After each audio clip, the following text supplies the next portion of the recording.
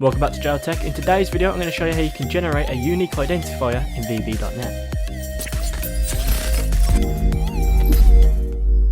Welcome back to Tech, everybody. As just mentioned in today's video, we're going to be generating a unique identifier. So first thing we want to do is we're going to add a quick little text box. And we'll just make this nice and big just so everybody can see it. Make this really big. And then we'll just call this txt_uuid. It's a unique identifier. So what would you use a unique identifier for? So it could be, like a customer ID. It could be something that you store in a database to keep every, code unique. It could be a user profile ID. It could be a license file, a device ID. Those are the kind of things, and unique identifiers are used by Microsoft and all types of, those big applications that you see on the internet and even on Windows. And that's what we're going to be creating today. So we'll double click our background here to get into our code. And then above public class form 1, just add imports system.diagnostics. And then in our form load, did I name this text box? I think I did. Yes, I did.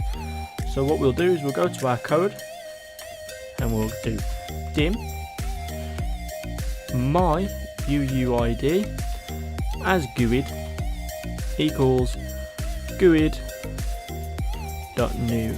GUID. Open brackets, close brackets. It's a very simple tutorial, this one, and it works, beautiful. And then what we'll do as well is we'll do dim my UID as string equals my UID as string. No, that's not right. My UUID I put double I UUID dot to string. And then what we can do then is we'll do our txt UUID. So this is our text box name. So if you've named yours something else, whether it's device ID, customer ID, whatever it may be, reference that here. And then we'll do txt UUID.text equals, and then we want to reference the bottom one. So we'll just do my UUID as string, and that's it. And then what we'll also do, so as soon as we load this application now, it's going to generate a new one, and we'll hit a button. And we're just going to copy this code and we're going to pop it on the button as well. So then we can continue generating one each session and each time we go around. The likeliness of this ever duplicating is very slim. There's hundreds and thousands, if not millions, of examples that can be used. But we'll run this application now and I'll show you what it kind of generates. So it's an 8 by 4 by 4 by 4 by 12 kind of string. So as you can see, we've got our 8, we have our 4, our 4, our 4, and then our 12. So that is a unique identifier.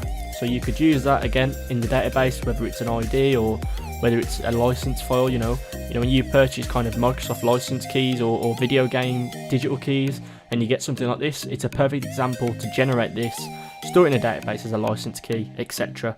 But we can continue generating, and as you can see, it's going to keep generating a new code every single time, and you could keep going and going and going, and like I said, the chances of you getting a duplicate is slim to none. You could add some code in there if you wanted to, such as check if this exists. If it does, generate a new one. If it doesn't, leave it as it is, and we'll cover that in a new video soon. But to be honest, you wouldn't really need to, unless you were generating millions and millions and millions of these.